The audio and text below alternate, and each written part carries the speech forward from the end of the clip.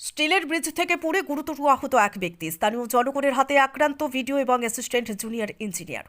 স্টিলের ব্রিজ থেকে পড়ে গুরুতর আহত হয় ত্রিপুরার উত্তর জেলা যুবরাজনগর বিধানসভা কেন্দ্রের ৫ নম্বর ওয়ার্ডের বাসিন্দা গিয়াসউদ্দিন নামের এক ব্যক্তি।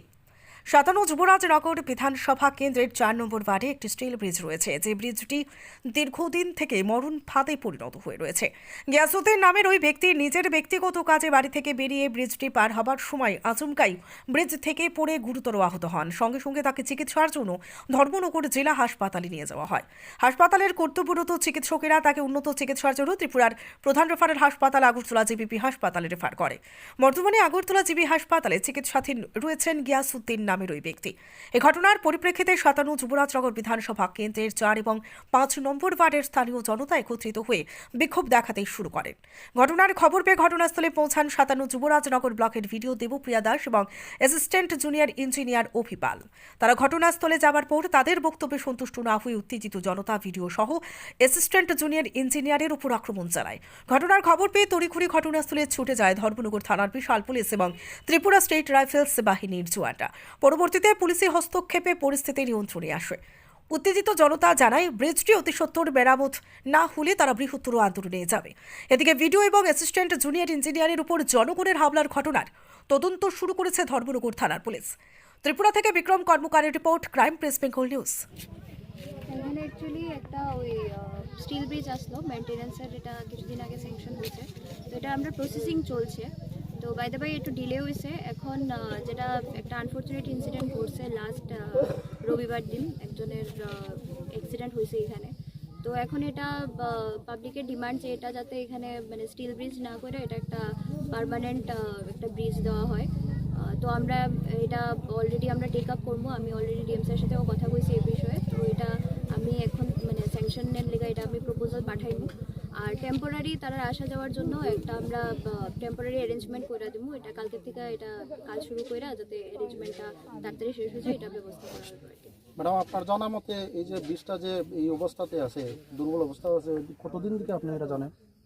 এটা তো বেশ কয়েকদিন আগেই আমার কাছে খবর আইছে, কিন্তু এটা স্যাংশন হয়েছে কত প্রায় মাসখানেক আগে। এরপরে আবার এটারে রিভাইজ করা হয়েছিল এস্টিমেট, যেহেতু ওই এখানে স্টিলের পার্টির অ্যাভেলেবিলিটি আসতো না। তো এখন আমরা এটা প্রসেসিং চলছিল, তো এটা এই এর মধ্যে এটা কাজ শুরু হয়ে গেল না, কিন্তু মোবাইল এই দুর্ঘটনাটা ঘটছে যার কারণে পাবলিক আপনার কাছে অভিযোগ করেছে যে ব্রিজটা হওয়ার পরে এখন পর্যন্ত ব্রিজের মধ্যে আর কোনো মেনটেন্যান্স হয়েছে না, অথচ এখানে লোকাল জনগণ এরা অনেক সময় বিডিও স্যার বা বিডিও অফিসে গিয়ে যোগাযোগ করছে, এখন পর্যন্ত কোনো মেনটেন্যান্স হয়েছে না। এই ব্যাপারে আপনি কি বলেন?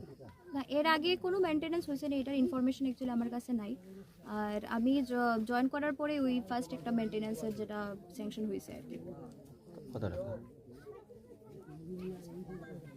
ম্যাডাম, আপনার নামটা? দেবপ্রিয়া দাস, ভিডিও যুবরাজ। আচ্ছা, আজকে দেখলাম আমরা যুবরাজনগর বিডিও ম্যাডামকে আপনারা এখানে বসাই রাখছেন, আসলে কিসের লেগে বসাই রাখছেন? এখানে একটা স্টিল ব্রিজ আছে, প্রায় অনেক বছর হয়ে গেছে, প্রায় 10-15 বছরের উপরে হয়ে গেছে এটার বয়স। এটা বোনার পর থেকে এখন পর্যন্ত কোনো মেনটেন্যান্স হয়েছে না। বহুদিন প্রায় 5-6 বছর থেকে এটা ভাঙা। অনেক সময় গ্রামবাসীরা অনেকখানে আবেদন করার পরে ওইটা মেনটেন্যান্স হইতেছে না। আমাদের এমএলএ সাহেব কইছেন যে গত প্রায় কয়েক মাস আগে তাই না এটা 2,30,000 টাকা স্যাংশন হয়েছে। 1.5 লাখ টাকা প্রথমে স্যাংশন হয়েছে 1.5 লাখ টাকা, তারা কইছে 1.5 লাখ টাকা এটা হইতো না, এটা বাড়াইতে লাগবে। লগে লগে 2,30,000 টাকা গেছে, পরে এটা এরপরেও স্যাংশন হয়েছে না। ওখানে স্যাংশন হইছে ডিএমওটার করতে বড় এটা পুরো স্যাংশন হয়ে গেছে 2,30,000 টাকা। মানে কাজ হইছে না। অনেকদিন আগে এটা পুরো টাকা টুকাও শেষ, কিন্তু এটা কাজ হয়েছে না।